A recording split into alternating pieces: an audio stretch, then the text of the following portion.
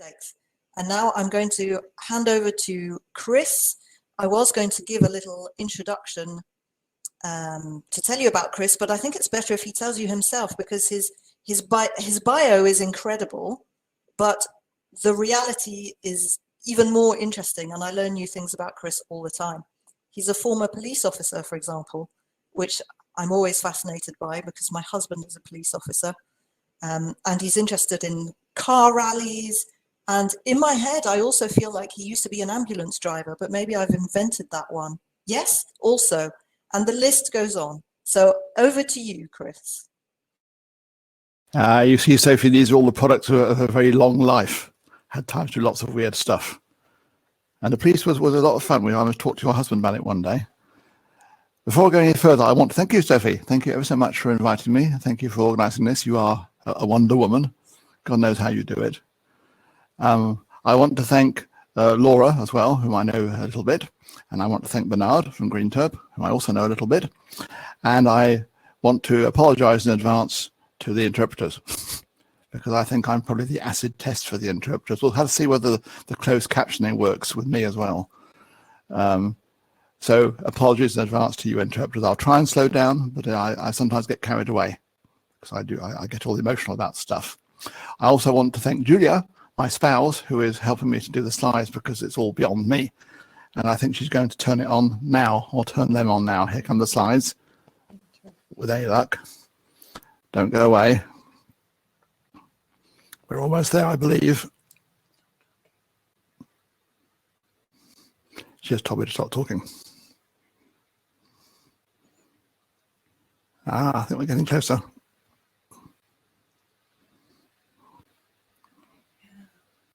Is that it? Yes. Okay. So good evening, everybody, or whatever time of day it is where you are. Sophie asked me to talk about growth mindset, which is something which I'm very keen on, and that's something which I think will help you both in your lives and your interpreting. And that is the big plus, the big value added of anything to do with dealing with your stress and your unhappiness and anguish in the booth, because it will also help you with your stress and your anguish in the real world. And along those lines, I wanted to point out, well, you obviously know this, but just say before we start that who you are in the booth or who you are on the consecutive podium is also who you are in life. So anything you can do to make yourselves calmer and happier and more confident in life will have repercussions in the booth, and vice versa. So this is very much win-win. I also wanted to say that I sometimes say this on the Cambridge course, which Julia and I run. Being self-confident, or having enough confidence in yourself to be able to do as well as you possibly can, is a professional obligation.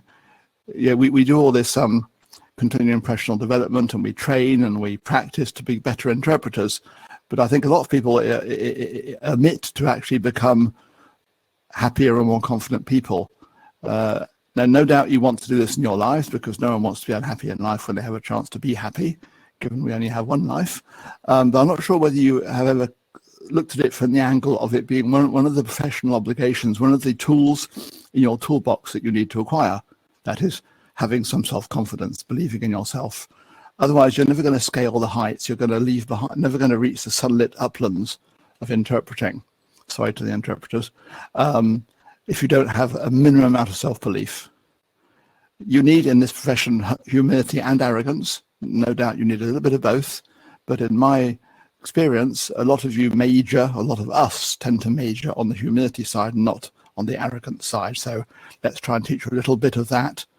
And Julia is about to, okay. And I'm going to try changing slides. Now, what we don't know is whether you're going to be able to hear sound with this screen sharing. Julia's doing something. Oh, she moved something. Right, here we go. Now, I wanted to start by hearing somebody who's far better than me at everything, which is J.K. Rowling. And this is a little tiny extract from her address to the Harvard graduates, the commencement address, which she did some years ago. It's just a couple of minutes. Now, if I can get the thing to work, which yes, I think I can. Listen to this a bit and see what she says about the benefits of failure.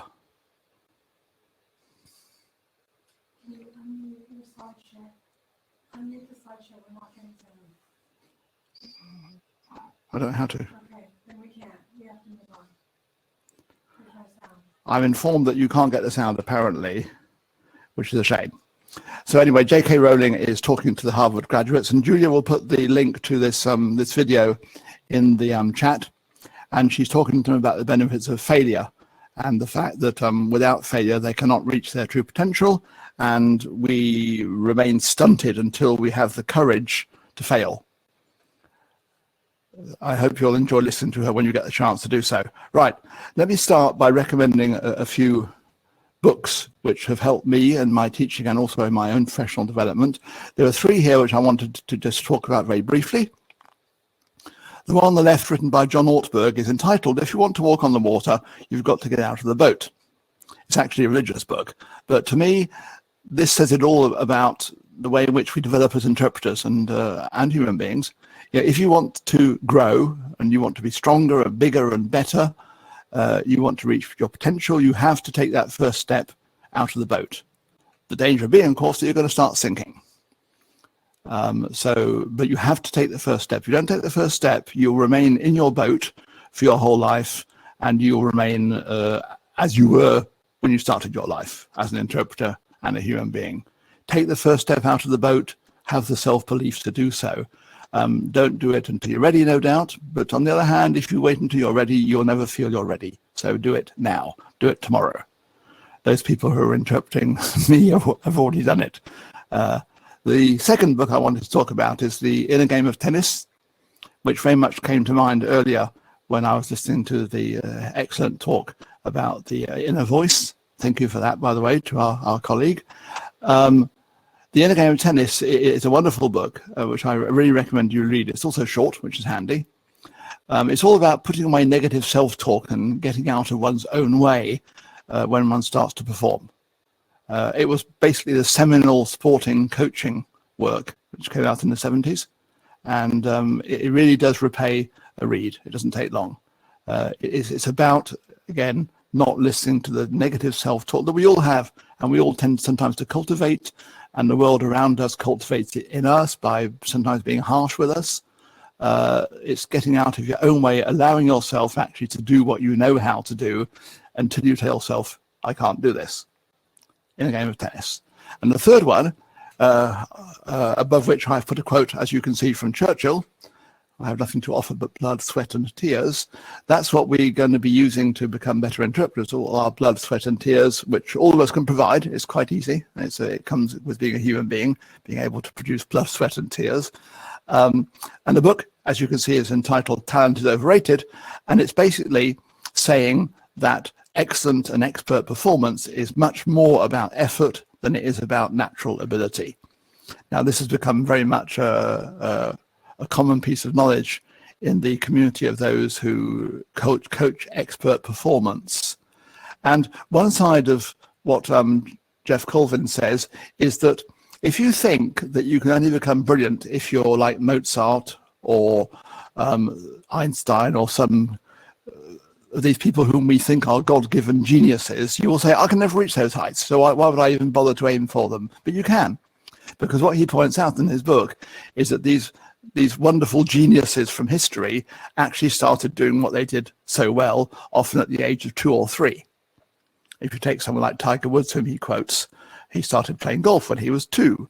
You take someone like Andre Agassi. I relate to him as an ex-professional tennis player, which, by the way, Sophie forgot to mention, because the inner game of tennis is true in lots of ways, and it's also true about the parallels between tennis and interpreting. You missed a shot, you forget about it, and you concentrate on the next shot. Julia is saying, look at the camera. Sorry, here's me looking at the camera. So read Talent is Overrated, and it will encourage you because you'll realize that you can scale the heights. You don't have to be some superhero to do so. You can become a superhero. This slide is the basis of the philosophy of the Stoics. The Stoics actually held that the obstacle actually is the path. The obstacle is not a thing to be jumped over or walked around on the way to your destination. It actually is the path, because in experiencing obstacles, you grow in arete, which is the Greek idea of excellence. You become excellent because you are involved in solving problems, in dealing with obstacles, but not bypassing them. It's grabbing hold of them and reducing them to a manageable size. So the obstacle and the difficulty is the path. It's rather like President Kennedy, who said, we don't go to the moon and all these other things, despite the fact that they're hard. No, we go to the moon because it's hard. And this may, with a bit of luck, give all of you confidence on your path to the positive mindset by understanding that things that are difficult in themselves have a value. And in that case, we're pretty well served, are we not, as interpreters? Because there's not much that's harder for a brain than simultaneous interpreting. I say simultaneous because it is more demanding neurologically than consecutive. So remember, the obstacle is the path. Now, I want to start moving closer to the idea of the positive mindset. And all you have to do is quite simple, actually. It's astonishingly easy to have a positive mindset. All you've got to do is remember two words, yet and today. So rather than saying to yourself, oh my God, I couldn't possibly interpret this speaker, you add yet and you add today at the end. These are the two magic growth suffixes, as I call them. If you say, for example, oh my God, I crashed and burned, you add today. Not yet, that probably wouldn't work syntactically. So whenever you start to indulge in your negative self-talk, add yet or add today. If Elise is saying to herself even now, oh my God, there's no way I can possibly keep up with Chris's speech, she adds yet. But of course she can, because Elise is an excellent interpreter. So it can be done. Write down yet and write down today and start appending them to your sentences, please.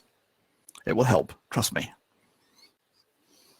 Henry Ford, who is somebody I think we can all relate to, because the man was some unparalleled genius in the fields in which he became extremely famous. By the way, I do drive a Ford in rallies, so I believe in Henry Ford, although I don't drive a Model T because I wouldn't probably win many rallies in a Model T. Anyway, he said the only mistake is the one from which we learn nothing. If you learn something, it is not actually a mistake. It's part of the path, which is the obstacle. So go for it. Start making mistakes. Well, if you're like me, you've probably been making mistakes for the last 50 years, but I still haven't learned. This reminds me actually of when I used to be a traffic policeman. I'm not sure whether Sophie's husband is a traffic policeman or whether he does something else. But when you're a traffic policeman, you often get to deal with accidents, and you go to the scene of the accident with the smoking wreckage and the woman sobbing with her baby bawling in the back seat and the blood flowing all over the bonnet. And you'd say, well, what happened? And the woman or the man, whoever it might be, would reply, well, the brakes failed. And you would say to yourself, haha, the brakes failed, did they? Brakes don't often fail in modern cars. And then you would ask more questions, and you would find out that the road was slippery or icy, and the person concerned had jumped on the brakes because they hadn't been anticipating the obstacle. And of course, the brakes locked, and therefore the car would not slow down. But the brakes were actually working perfectly. It's just that the road was slippery, and they should have braked more gently or slowed down or learned to do what they call cadence braking. Again, sorry to the interpreters. So they didn't learn anything. And what they were going to do then is get in their hire car, get in their replacement car, which is given to them by the body shop, and go out and drive in exactly the same way the next day, in exactly the same conditions. And if they encounter the same circumstances, make exactly the same mistake and destroy a second car because they had learned nothing at all from what had happened. So I would encourage you, as part of your path towards the positive and the growth mindset, to start saying, okay, I just interpreted one speaker or one group of speakers or one meeting. What did I learn from today? Some things went well, some things went badly. It hurt, but I couldn't cope. What can I learn from that so next time I can cope a little bit better? So there's always something you can take away from every failure. Okay, now we're going to start looking at brain stuff. So you have to start thinking about your brain as a machine. Imagine your brain is a high-performance rally car, for example, because I'm into those sort of things, or a racehorse. And a high-performance rally car or a racehorse has to be looked after. So you're going to need to start thinking of your brain as something which you need to maintain and look after and give it the right oil and the right cooling and the right maintenance. So our brains, as you can see from the slide, and I'm sure you know already, are composed of the new brain, which analyzes stuff, the mammalian brain, which deals with our emotions, and the reptilian brain, which, as you know, deals with our instincts. So going back up to the top again, the new brain, what does the new brain do for us interpreters? It enables us to process the argument and actually understand what the delegate is actually talking about, which can be helpful when one is interpreting. So what's he actually getting at? What is his theory? What is his hypothesis? What's his position on this thing? That's the new brain dealing with that. At the same time, your mammalian brain is dealing with the emotion, and it's also providing emotion. So you're giving empathy, you're making effort, and you're emoting with the speaker, getting inside the speaker's skin, and therefore all the other things drop away. Once you get in the speaker's skin, there is no problem interpreting, because you cannot fail to follow the speaker where the speaker is going. And getting in the skin is something which I like to major on. It's a matter of concentration and staring at the speaker and having it such that the speaker is the only thing that exists. That is the limit to your world while you're interpreting that speaker. I wonder what he thinks about this. Where's he coming from? What does she do in this circumstance? And you will not fail if you're able to emote and empathize to get under the skin of the speaker through your mammalian brain. Emotion. So we have analysis and we have emotion. The third bit you need, and this is extremely important if we're thinking about the muscle memory, which is going to cover basically half of what you do as an interpreter, is the reptilian brain, the instinctive brain. It enables you unconsciously to deal with routine stuff without any actual reflection. If someone says to you in French, ONU, you say UN. You don't say, oh, what does that mean? It means United Nations. I wonder how you say that in French. Hang on, what was it again? It was United. Anyway, so you don't think about it. It is an instinct. In the same way that when you put your finger in the fire, you don't think, oh my God, that's hot. That hurts. What should I do? Maybe a good maneuver might be to withdraw my hand from the fire and suck my finger. You don't do that because the instinct bypasses your cerebral functions and goes straight from the nerve endings to the central nervous system, and you pull your hand away. That's what you need to do as conference interpreters, and build up a massive amount of muscle memory. And then that leaves your bandwidth in your brain to deal with the complicated stuff, not the easy stuff. So this is the idea of what your brain is like, the three parts of the brain. And then you have to start doing a course of brain management. And we will get to the growth mindset as part of this. So you can have poor brain management and you can have good brain management. Poor brain management, first of all, requires that you think of your brain as a highly functioning machine, a highly strong machine, a massively complex machine, and you start to look after it as you would any other high-performance machine. If you don't have any program of brain management, or if you have a bad one, you're going to get diabetes, you're going to get heart attacks, you're going to get all sorts of neuroses, you're going to get all sorts of illnesses which are going to hurt your life and your interpreting. Your cognitive abilities will decline faster, so you're going to be less capable of doing complicated thought earlier, and that's not a good thing for an interpreter because we need to think about complicated stuff. You'll become frustrated, you'll become stressed, you'll become unhappy, and you will die earlier. And none of these are good things. So these are the results of a lack of brain management or a poor system of brain management. Now we come to the good stuff. The fact that to walk down the path of having a program of brain management which is desirable and positive, you have to understand that stress in all its forms, which we encounter every day in our lives, when we step outside our house, we get stress. Inside our house, we get stress too. But it's a desirable and it's an integral part of any performance art. That's what the French call le trac, stage fright. Stage fright pushes you to greater heights because it releases cortisol, adrenaline, and you can use the cortisol and the adrenaline to do things you couldn't otherwise do. If you start thinking about the growth mindset, maybe you haven't got that ability to harness the cortisol and the adrenaline today, but tomorrow you will have. So it's one of the things you can work on as you start to scale the sunlit uplands of the interpreting profession. So start to make stress your friend and say, I can work with you. I can deal with you. I'm going to channel you. I'm not going to try and avoid you or minimize you. I'm going to work with you and use you as a spring or a springboard to greater heights. And now we move on to the good side of the brain management, the good, positive brain management scenario. This is a program you put together for yourself. We can all make our own brain management programs. Sit down and write it out. What can I do to make my brain happier and healthier and more high performance? The good news, of course, is that if we manage this, we will have a positive effect on our cognition. We can think better and faster and longer. Our cognition will age less rapidly. Interpreters tend to get Alzheimer's quite rarely and very late because we're using our brains so much all the time. Our cognitive performance will be preserved. We can do complex mental tasks longer and better. And then you will, with any luck, create for yourself what neurologists call a brain executive system, which is a system which enables you to have mental flexibility and what they term cognitive updating, i.e. your brain is not going to buffer when you start to illegally download a film into it. That was a sort of Matrix style illusion. You're going to be able to take in more information faster, and your brain's not going to say, oh my God, stop, it hurts, I can't do any more.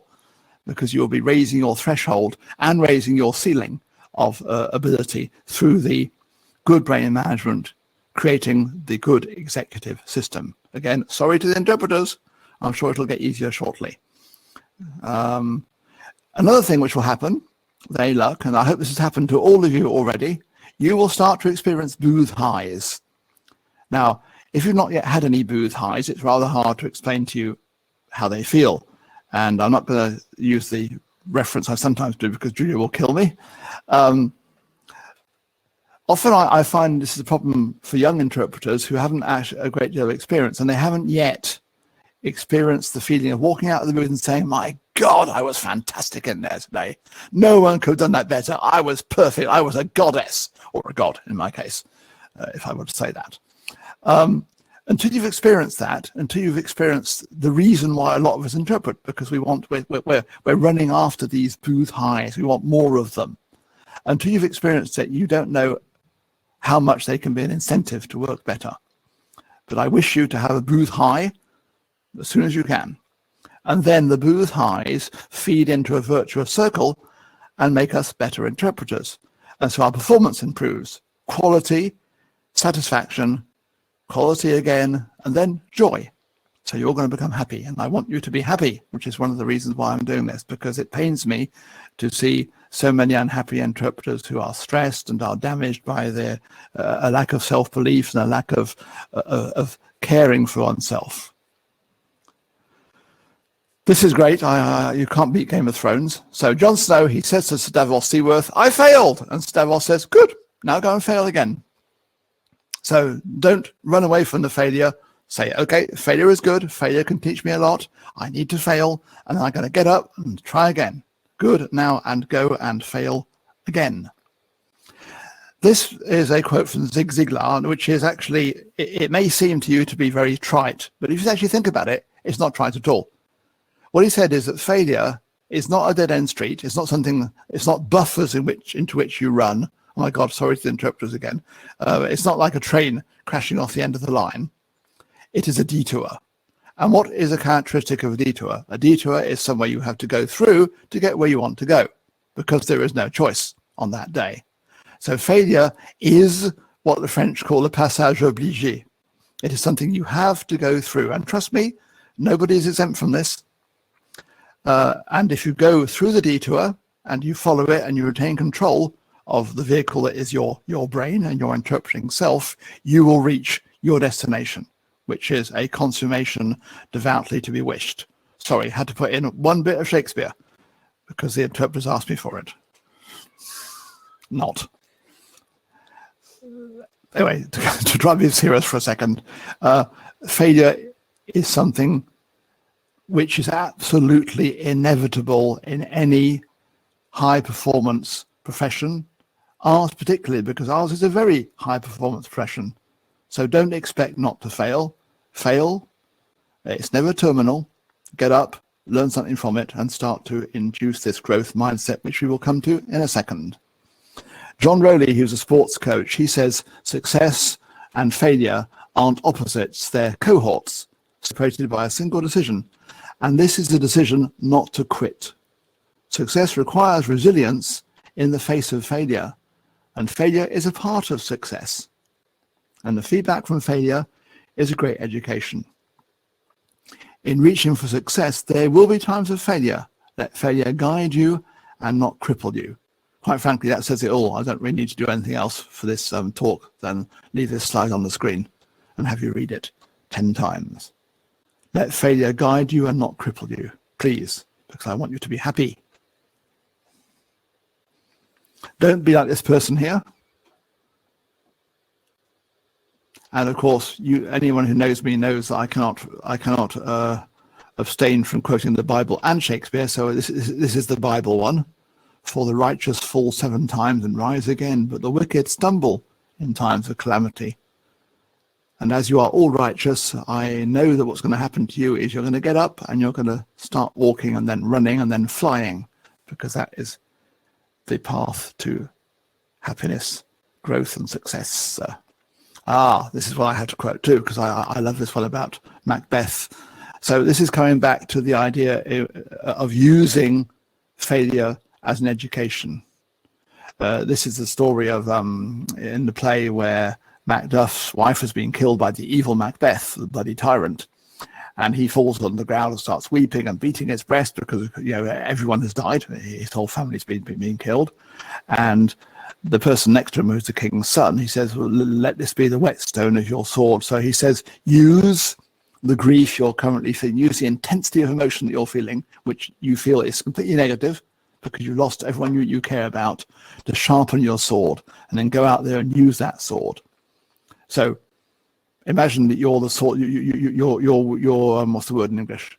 You're wielding your sword as you go out there and fight against the delegates and the conditions and the sound quality and the people who are speaking too fast, like me, and the delegates who aren't using headsets, whom you hate and whom we all hate, of course, but we have to grow to love them.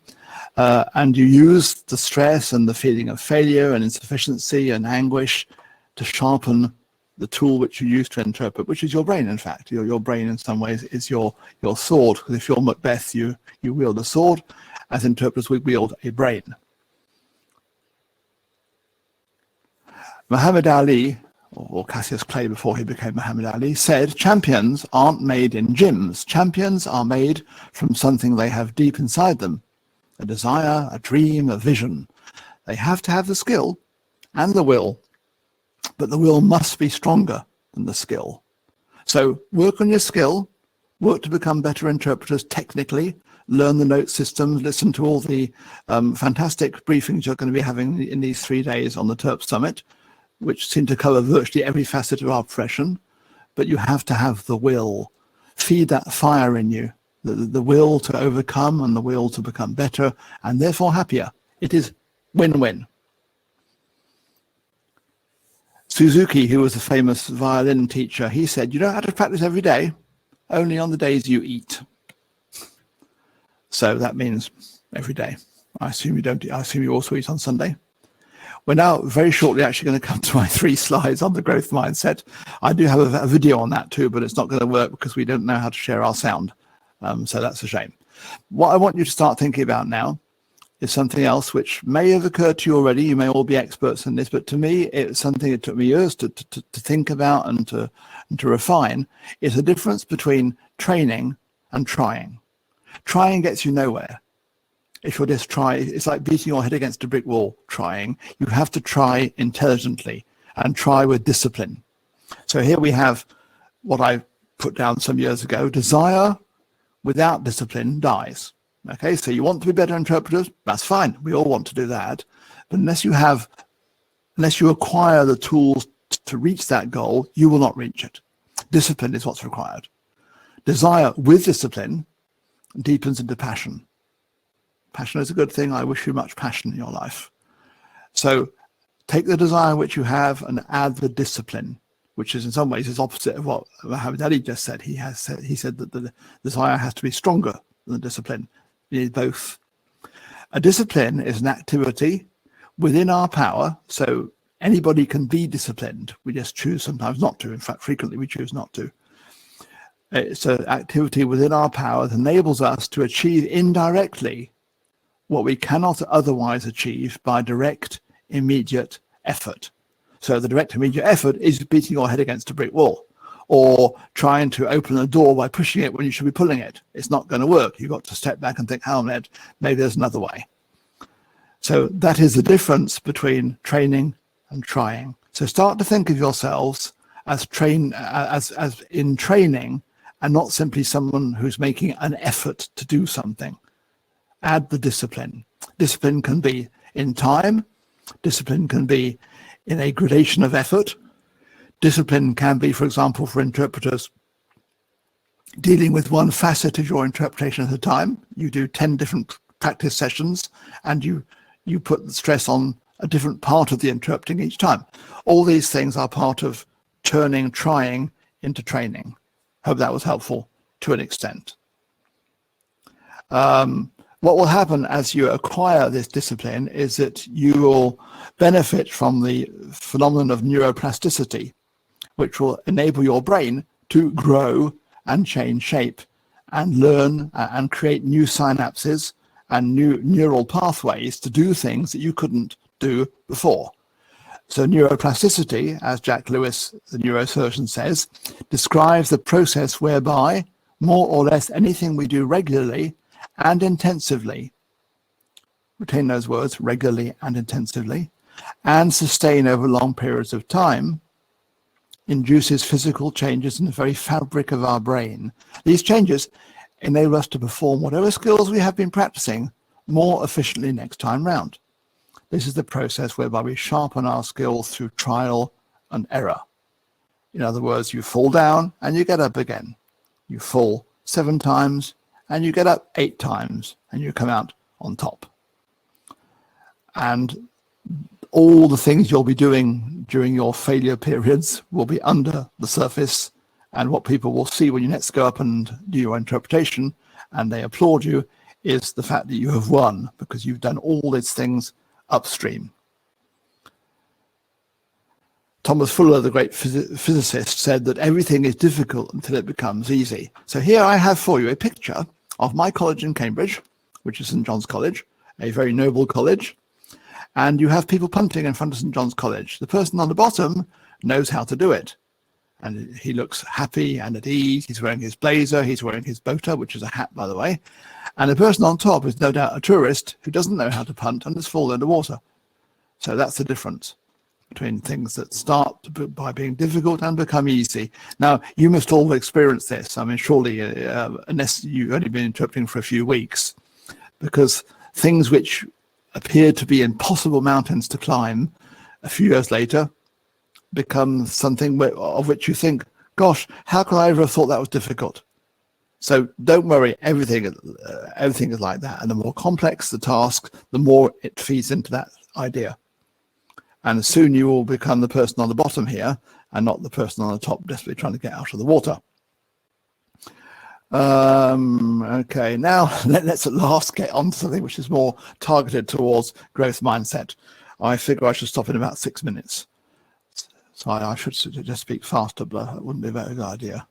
Okay, this is the video I was going to show you, which you can't see because apparently actually you might be able to see it might be okay without. No. We won't bother with the video. You'll have to look it up. Julia has put the link, I believe. Thank you, Julia, in the chat, so you can look at it. So what we have here, this is the principle behind growth mindset. There are obstacles which stop you achieving what you want to achieve, stop you reaching your full potential. Now, if you look at the right-hand side of the arrowhead, that's your real performance, your achievement, what you actually do. And on the left, you've got your potential. Now, your potential sometimes gets stuck behind this barrier of habits, attitudes, limiting beliefs, and expectations, which means you have a habit of doing something which is perhaps not optimal, and you don't think outside the box and saying, how can I do this differently? Your attitude is such that you maybe say to yourself, I'm never going to make it as a brilliant I'm never going to get into the UN, or I'm never going to be able to interpret Chris because he speaks much too fast, and the man is annoying and keeps quoting Shakespeare in the Bible, for example. Your limiting beliefs, all the negative self-talk that the excellent speakers before me have referred to, the inner voice, the voice saying, you can't do this, the devil on your shoulder saying, you're never going to be good enough, and the expectations which maybe you have of yourself, maybe those around you have of you, maybe those whom you love don't have expectations that you can actually reach the heights, but you can. It is a matter of effort and learning to actually realize your potential to achieve. In the growth mindset, people say to themselves, failure, far from being a failure, far from being a dead end, is a detour. It is an opportunity to grow. Challenges can help you grow. You like to try new things. All these are part of the growth mindset. I love learning stuff. I love failing because when I failed, I can learn something. We don't tend to learn very much, we human beings, when everything goes well. In the same way, we don't question the basic premises of life on Earth when things are going well. It's only when we get caught short by something terrible happening in our lives, sadly, it's the way we're wired, that we start to think, what is life all about? And the same thing holds for interpreters. So with a growth mindset, you embrace challenges, you persist in the face of obstacles, you see effort as the path to expertise, not as something which is nasty and painful to be avoided. You see feedback as a learning opportunity. Now, let's hope those who give you feedback are doing it constructively and nicely. It's often a good thing when you're interpreting, if you're working with a colleague, for example, and you're doing training sessions or working groups together as 2 or 3 of you, always give feedback to your colleagues, and then you'll learn to give feedback, and then you can start to give feedback to yourself. And feedback is the biggest learning opportunity. And growth mindset, if we achieve it, enables us to look at the success of other people, and rather than being jealous, we'll say, that is a source of inspiration. I want to be like this person. I want to do that as well. Rather than saying, that bastard, how come I can't do that? For example. So these are all positive characteristics of a growth mindset. This is my own little patented description of the path to becoming an instinctive expert, and I promise to stop in about 3 minutes, then we can maybe have some questions. You start by saying, I don't know this technique or this information, so I don't apply it, logically. The next step as you grow is you say, I know this technique or information, but I don't or can't yet apply it. Yet being the growth mindset bit. Then you get to the third stage. I know this technique or information, but applying it still takes conscious effort. The still, again, being the facet of the growth mindset. Then you get to the expert level and you say, I know and apply this technique and information, but I am not even aware of doing so, because it becomes instinctive.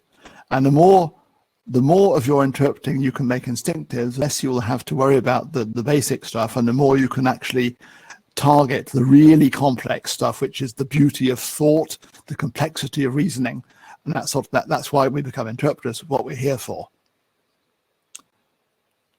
I'm not sure where I found this. Someone sent it to me the other day. I want to be confident. Pretend you're confident. When do I stop pretending? Never. So my test for you tonight is this good news or bad news in your opinion?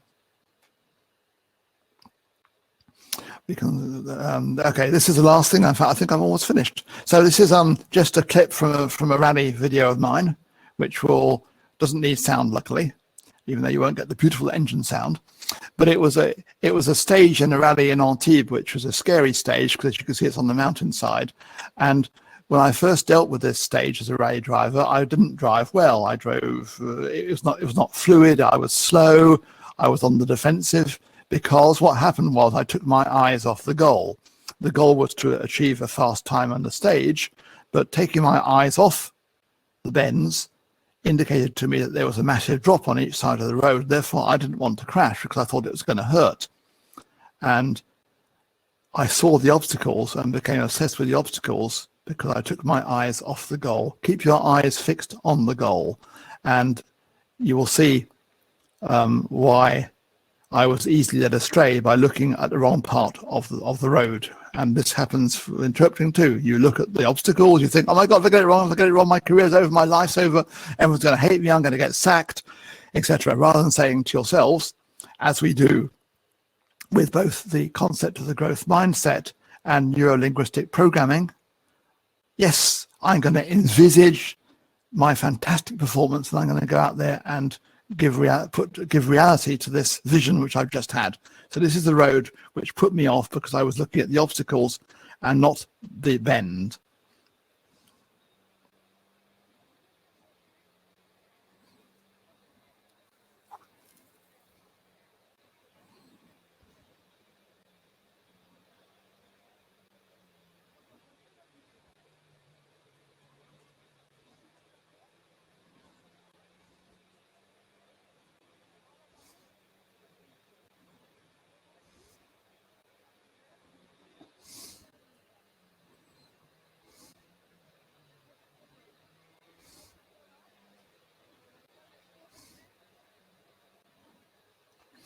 In rallying, we say that this is a basic premise of learning to drive in competition, that your hands will take your car where your eyes are looking. And this works for interpreting as well. So where your eyes look is where you will go. So look ahead, look to where you want to be, and your body and your hands and your brain will guide you there, and you will get there. This is, again, basically the premise behind the inner game of tennis. Get out of your own way and let your eyes take you to where you want to go. Okay, eyes, yes, right. I've now finished, but I don't know how to stop this screen sharing. Julia, help me. Stop sharing. Okay, that should do. Voila. I managed it. So we have a few minutes for questions, and I know the interpreters have probably all died in their booth now. Sorry, interpreters. I do apologize. But that was not me getting carried away. That was me remaining calm and objective. Anyone want to ask anything? Yes, can Sophie share the PowerPoint? Can Sophie? Of course you can, Sophie. Yes, please share the PowerPoint. And I hope they get the sound as well. Great. I'll do that. I believe that Julia was going to help you with the chats. Is that right, from the chat box? Or would you like me to do that first? Feel free. Yes, please. Yeah, whatever. Yes, please do. Yes, if you have anything. Let me see. This is a life-changing presentation, people are saying. Is that a good or a bad thing? Depends on what ways it changes your life. Very inspiring, amazing presentation, fascinating and inspiring, etc. Now, are there any actual questions? Because otherwise what I'm going to try and do is share the PowerPoint link with you in the chat box, because Chris has kindly said it's okay to share that. People are mostly going, kudos to the interpreters. Wow. How do they cope with that? Jessie says, what was the first huge thing that you convinced yourself of and that you worked through? Thank you for that question, Jessie. I think actually, Jessie, it was more in rally driving than interpreting. And it was that I would not be able to negotiate a certain sort of bend with confidence. And actually, once the car had gone beyond its limits of adhesion, I'd be able to control that and not spin off and die. And once I practiced and then started to learn that I could control the car even beyond its limits of performance, which is the same for our brains. Once our brains have been overcome by events, we start to go into degraded mode, and we have to be able to make it like a controlled spin. So it was more rally driving, which then taught me a lot about life and a lot about interpreting. The inner game of rally driving, I suppose. Thanks for that. Next we have, what about when the speaker is reading in capital letters? How about when the speakers are reading? I understand the stress. Is it a problem of some sort? Well, if you want to come to my talk about sim with text, maybe I'll be able to give you a few hints. When speakers read, the first thing is maybe the person who asked that question is convinced that it's a bad thing and that they're going to have a hard time because the speaker's reading. It disturbs the process. It disturbs. Earlier they said it disturbs the process. There's no more communication. Oh yeah, well it does. Yes, that's true. Anybody who reads, you lose a massive layer of communication unless that person is a very good reader, and somebody who has communication as a goal, that 9 times out of 10 speakers drop, all the emoting drops when they start to read. And that means there's less to pick up on. I haven't seen the questions, so I'm not exactly sure what it was about. But sim with text, for example, or interpreting a speaker who's reading is not harder, it's just different. If you tell yourself, I can't do this because he's reading a text or because she's reading a text, you will not be able to do it. Self-fulfilling prophecy. If you say to yourself, this is fantastic, this gives me a chance to implement one of the new techniques I've learned, like degraded mode or summarizing or pruning, then yes, bring it on. I want to be able to learn to do this. And the more chance I get, the better. So don't have this defeating, self-defeating talk before you even start saying, oh my God, he's reading a text, ergo, I can't do it. Okay. Somebody asked, can you give us an example of a big failure in your life? Oh my God, a big failure. Marrying an American. Do you just about marrying an American? No, that was the high point of my existence. Well said, well said. You know which side your bread is buttered. A big failure in my life. Right, while in you're the thinking, police. can I just repeat that the interpreters are logging off now? So just to say a big thank you again to the interpreters who did a fantastic job with that presentation. Thank you so much for your hard work during this whole shift. And let's now hear about Chris's big failures, if there are any. Oh, they've been loads, like too many to count. Well, first of all, I went straight from interpreting school to NATO as a staff interpreter. My first day on the job ever as interpreter was a staff interpreter at NATO, and I suffered much. If any of you have seen the film Rush, which I invite you to go and see, about the rivalry between Niki Lauda and James Hunt, it's a very inspiring film, in Grand Prix this was, you will see that James Hunt used to vomit before every race. Sorry, Sophie. And I used to vomit before every meeting at NATO for the first 6 months of my life as an interpreter, because I was so scared. Because launching into that sort of interpreting as your first ever experience, it's a big ask. And so on many occasions, I just crashed and burned. I have no idea why they kept faith with me, but thank God they did. Probably because they couldn't understand a word I was saying, so they weren't sure whether I understood it or not. It's probably more that. Okay, more questions. If there were 2 people with an equal level of performance, let me see if I can go back and find this question. Radica, not sure, Schenk, says, if you have 2 people with an equal level of performance, one who got there with a lot of effort and hard work, and the other one rather thanks to their own talent, which one would you prefer in your team? I know that one's easy, because it's the latter, the one who got there with lots of hard work. Because I have known many young students, because those of you who know me know I spend my entire life coaching young interpreters, and I have known many interpreters who were very brilliant at what they did. They were very often the best at their interpreting school, and they'd always been the best. And then the first time they had a failure of any sort, they fell apart. They became that person lying on the floor saying, my mother dropped me as a baby, and they were not able to get up again because they had no practice at getting up again. If life kicks you in the teeth, it's very handy because you learn to get up again.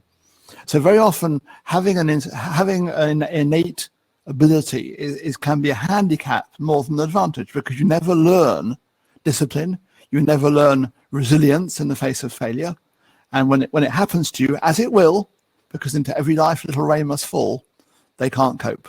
And those people very frequently drop out and never actually become interpreters. So what you need is somebody who has a decent brain, not the best necessarily in the world, but a brain capable of thinking and processing information, and the person who is used to failure, used to getting back up again, learning from it and saying, okay, next time I will be 1% better. And in 2 weeks, I'll be 12% better.